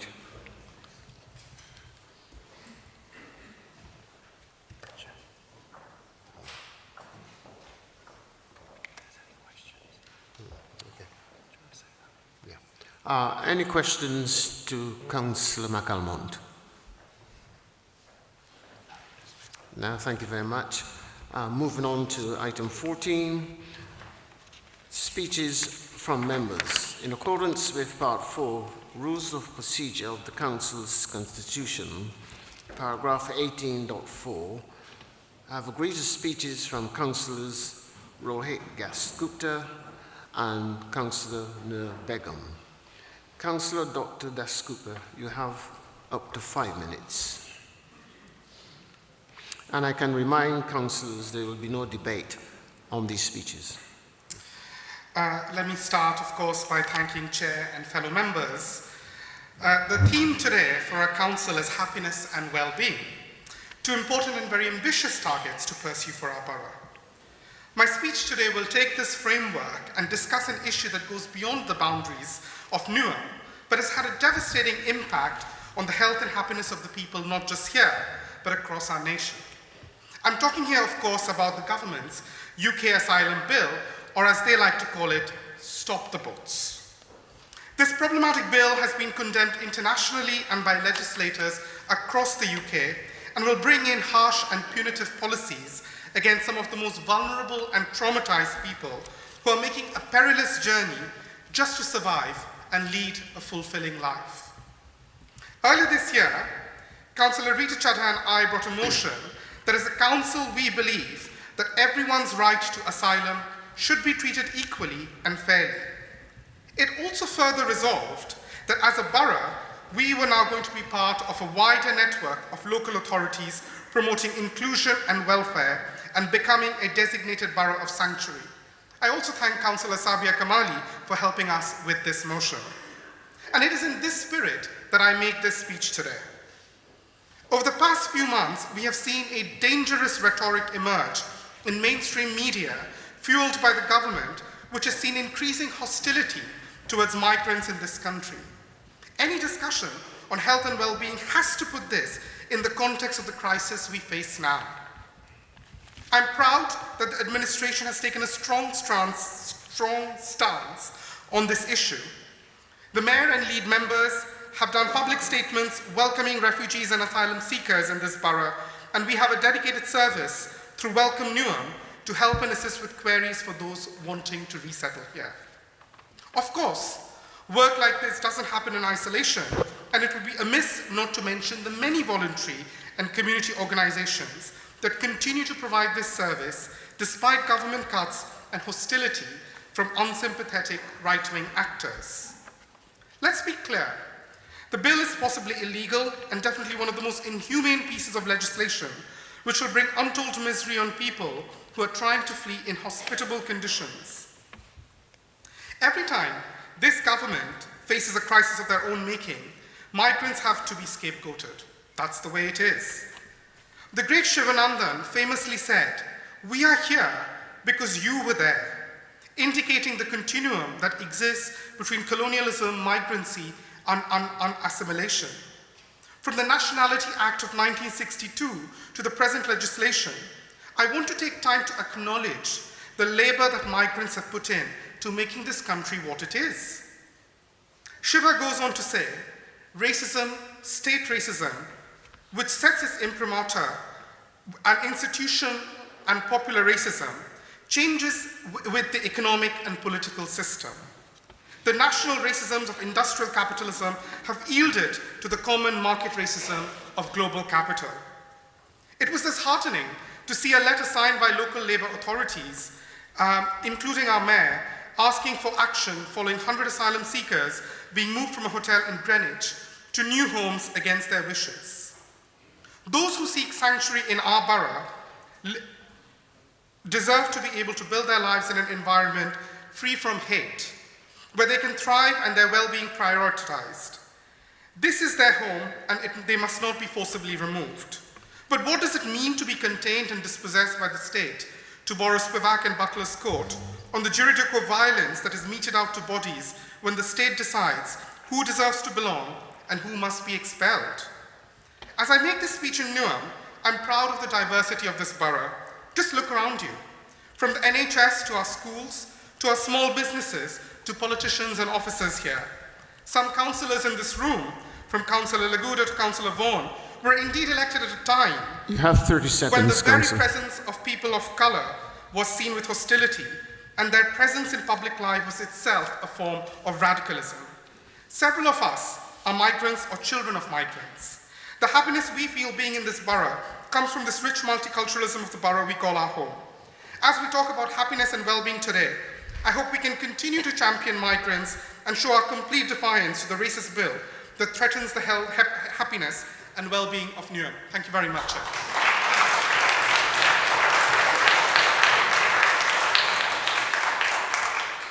I think that was well timed, Councillor. Very well done. Thank you. I now call upon Councillor Nur Begum, and you have up to 5 minutes to conclude your speech.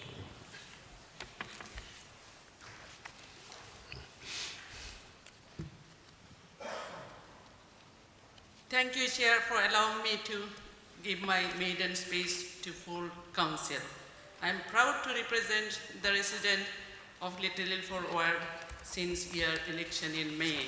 In addition to being a councillor, I have worked as a professional practice-based community nurse in London for over the last 3 decades.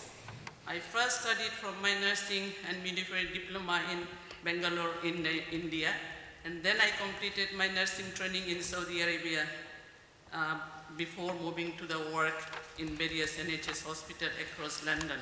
Eventually, I moved into the primary care practice nurse and then became a diabetic specialist nurse. During the COVID-19 pandemic, I was part of the effort getting Newham vaccinated and saw the NHS at its best. Unfortunately, there are 13 years this Conservative government, we see in NHS in total crisis. Our residents are struggling more than a month for an appointment. To the last year, they could not get appointment at all. Having worked closely to the GP, I can tell you it is not fault of our hard-working NHS staff in Newham. It is fault of getting appointment. It is the fault of the Conservative government cutting thousands of the doctors from general practice in the last decade. They have failed to train the GPs of tomorrow. It is Labour who funded the NHS 74 years ago. It was the last Labour government that secured the NHS during misengagement. Again, it will be the next Labour government who will ensure the NHS has a future.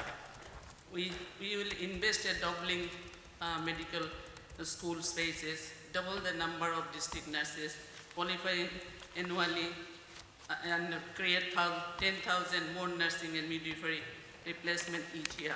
However, we do not have a wait until the next general election to see what Labour government power can achieve. Here in Newham, we are prioritizing prevention of ill health, as well as here throughout these themed full council meetings. Supporting people with their own medical record can be very beneficial their health and well-being. And that is why we plan to launch a social prescribing pilot across the borough. We will prioritize accelerating health promotion and disease prevention through social prescribing, health and well-being. Coaches are collaborating primary care network. Chair, I close with hope that NHS will come back its current crisis and return to the becoming great healthcare service that inspired me to come in this country and work is in over 3 decades ago. Thank you, Chair.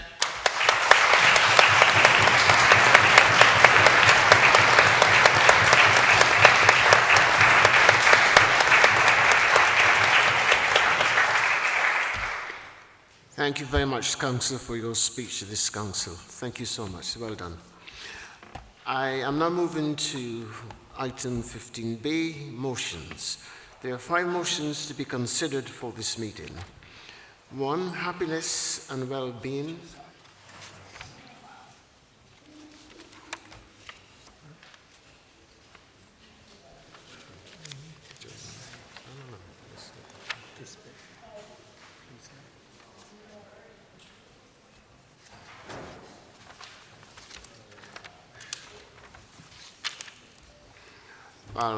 That delay was taken to item 15A, which just states background papers for the theme of the meeting. And please note the background paper on the items of this meeting. This is for information only. That's what that was about. Now, we move on then to item 15B, which are motions. And I was about to say there are 5 motions to be considered for this meeting. Happiness and well-being, Our motion, that would be by Mayor Fiaz. Supporting striking healthcare workers, that would be proposed by Councillor John Morris. 3, fireworks safety, that will be by Councillor Danny Keeling. And 4, Londoners have better ideas for the Silvertown Road Tunnel, by Councillor Danny Keeling. And increasing the quality and quantity of public toilets in Newham, which should be moved by Councillor Rita Chada. Excuse me. The motions are set out in the supplementary agenda, pages 8 to 17. Please note that Councillor Ken Penton had submitted an amendment to the motion 2, supporting striking healthcare workers, which is outlined on pages, if I can be pointed to that page. Anyway, that's part of the supplementary agenda published earlier today. I also remind members of the Council's procedural rules. 19 points of order. This relates to an alleged breach of the Council rules of procedure of the law. 20, personal explanation. This is applied if a member considers they have been misquoted or misunderstood. And I can remind members again to please be concise in your debate. Allow us to hear all the motions. Motion 1, I call upon Mayor Fiaz to propose their motion, which is outlined on pages 8 to 10 on the published supplementary agenda. Mayor Fiaz, you have 5 minutes.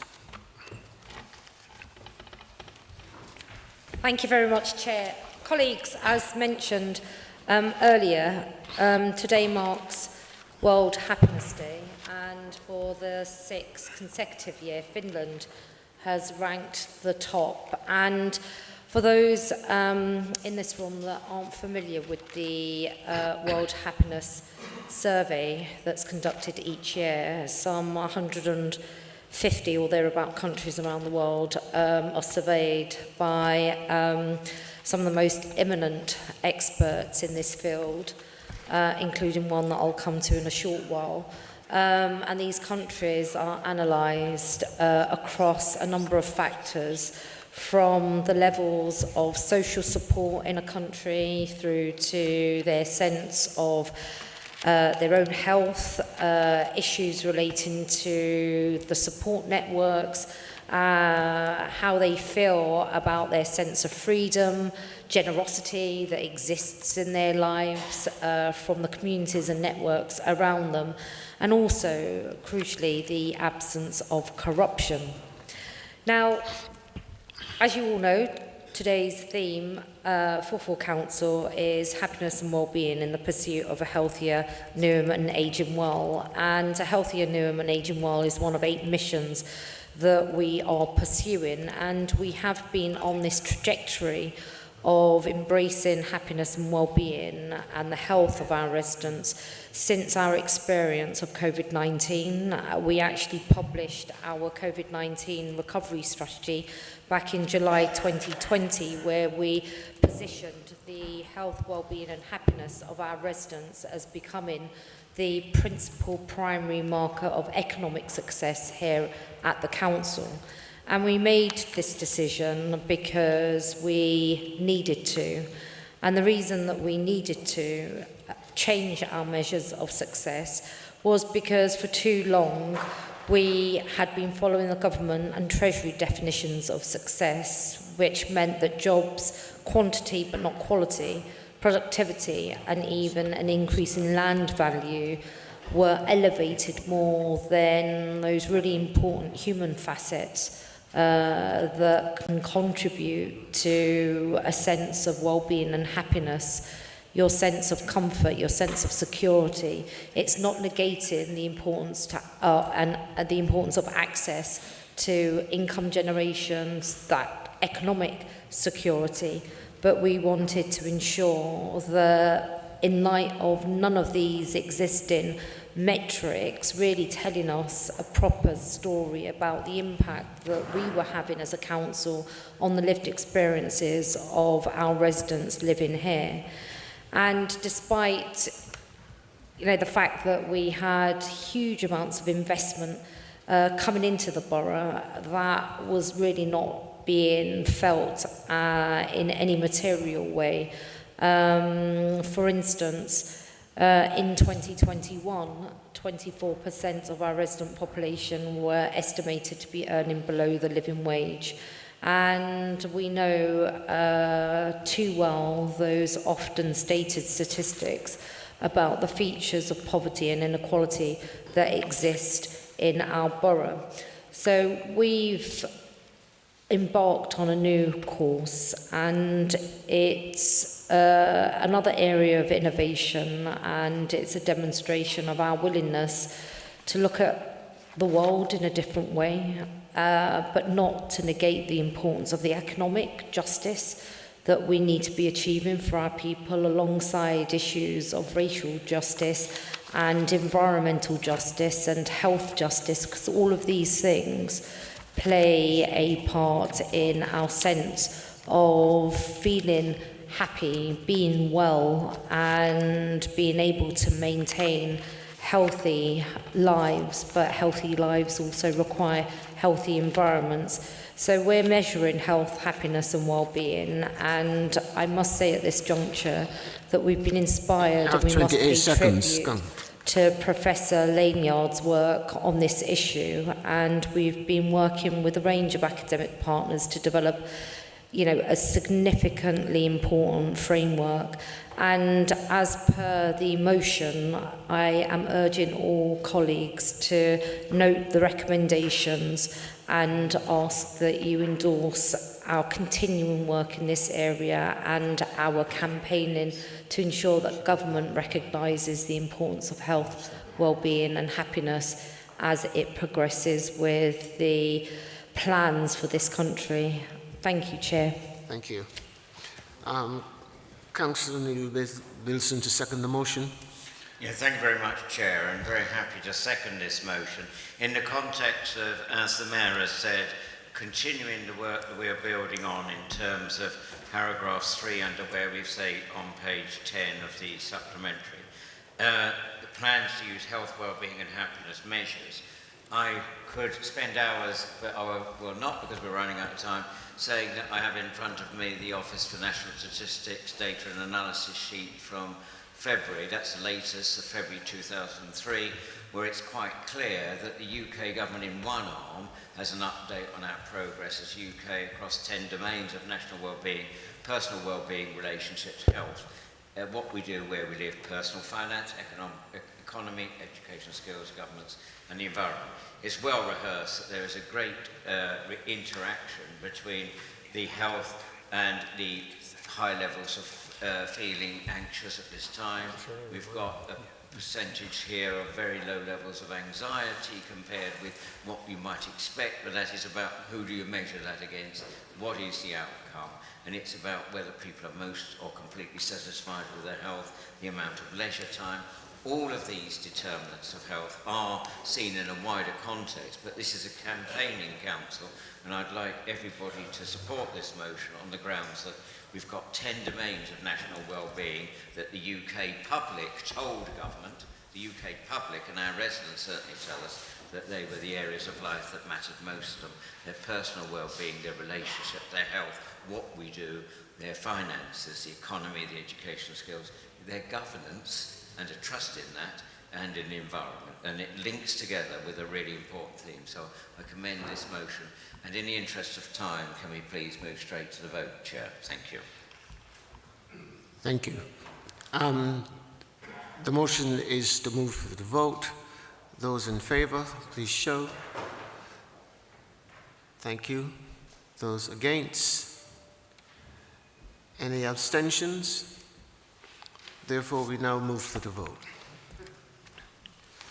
Those in favour of the motion as put by Mayor Fiaz, please show.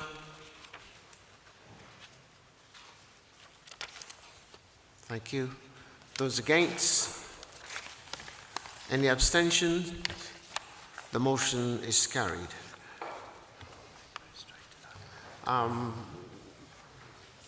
Item 16 on your agenda, I've now moved to item 16. There are appointments. Are there any appointments to be announced? Chair, can I propose my motion? Can you? Can I propose a motion? What is the motion, Chair? The motion is on that. Motion 2. Motion 2.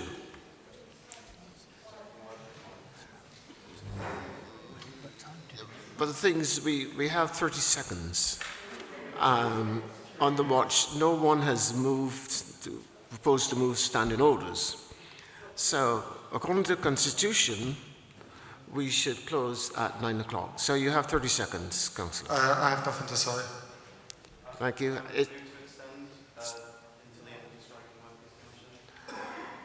As I just said, it's now 15 seconds to 9.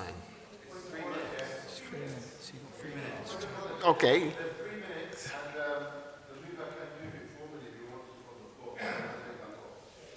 Well,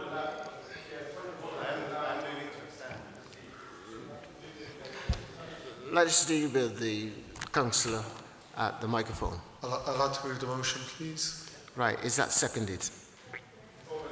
Thank you. What is the motion?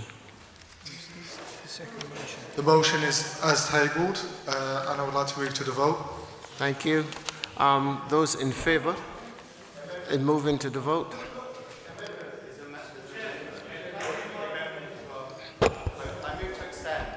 Okay, forgive me, members. We've just moved the motion. Can we have a seconder for that, please? Yeah, Chair, there's also an amendment to Councillor Doy's second. Okay. And I understand that we have an amendment, yes? Yes, we do. Can I have somebody who moves the amendment, please? I'd like to move the amendment as tabled, Chair. Thank you. Okay. And is there a seconder for that? Okay. Yeah, seconded. Okay. Okay. Indeed, thank you. Motion 2. The amendment. Is there a seconder for the amendment? Yes. Thank you very much. Okay. Therefore, is that agreed? Yes. Thank you very much indeed. Motion 2. Those in favour with the amendment? Thank you. And those against? Any abstentions? That is carried. Thank you very much indeed.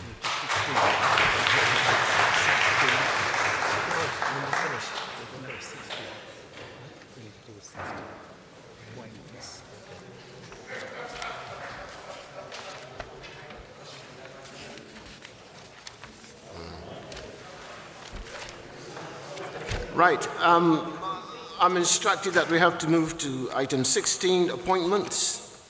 I'm now moving to item 16. Are there any appointments to announce? Mayor Fiaz. No, Chair. Thank you. Chair, there are none from the Whip's office. Okay. Yeah. There's no announcement from the Majority Group Whip's office. Okay. Right. Right.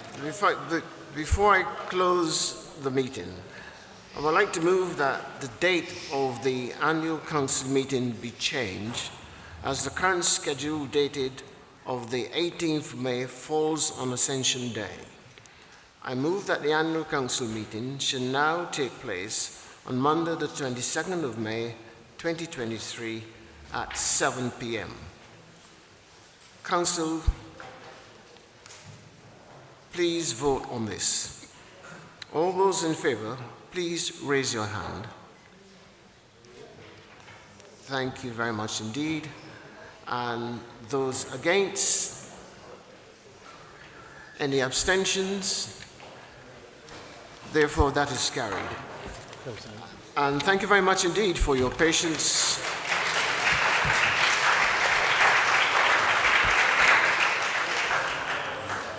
Thank you.